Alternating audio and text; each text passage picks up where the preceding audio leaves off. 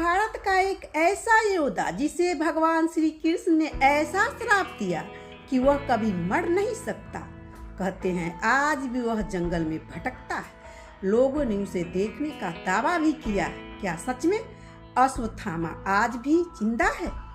महाभारत के समय गुरु द्रोणाचार्य और उनकी पत्नी कृपि के घर एक सुंदर पुत्र पैदा हुआ। उस बच्चे के जन्म लेते ही घोड़े जैसी आवाजें निकली, इसलिए उसका नाम रखा गया अश्वत्थामा। लेकिन यह बच्चा कोई साधारण बच्चा नहीं था।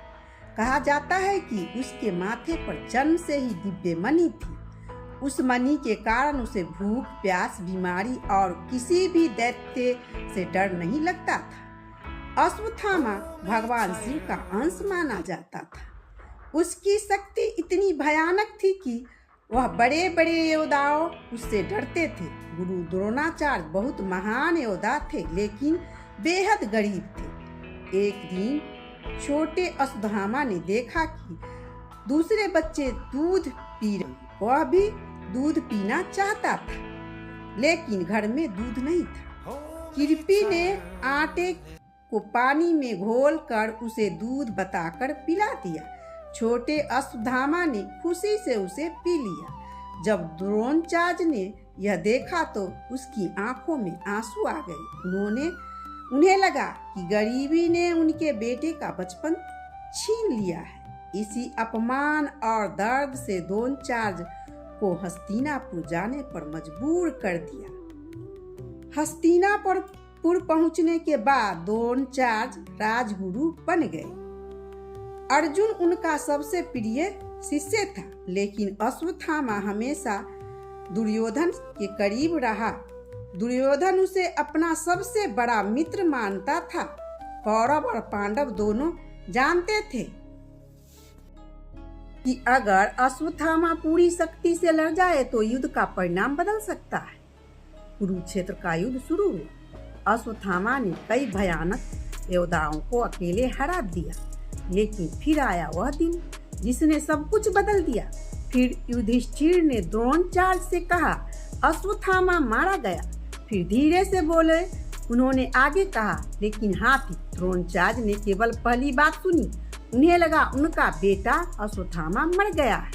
उन्होंने अपने हथियार नीचे रख दिए और उसी समय धृष्टद्युम्न ने उनका वध कर दिया।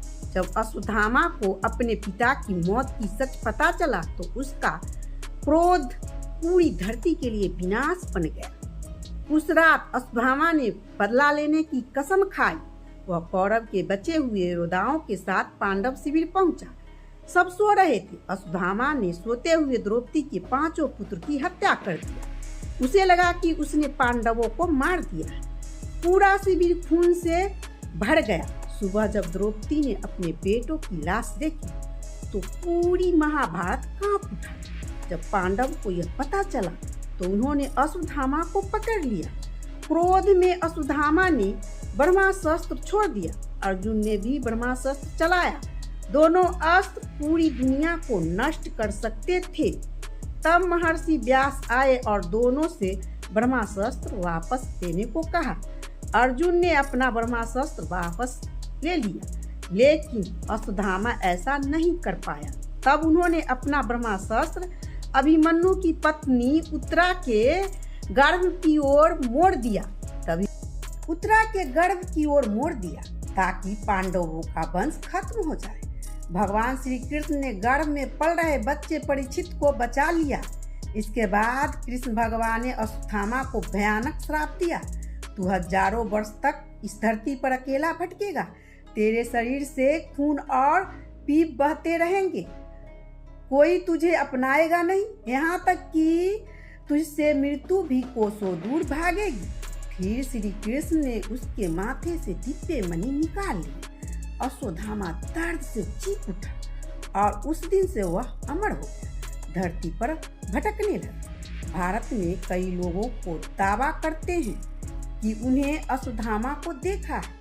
मध्य प्रदेश के बुरहानपुर और अलीगढ़ किले के कई रहस्यमयी कहानियां जुड़ी हुई हैं।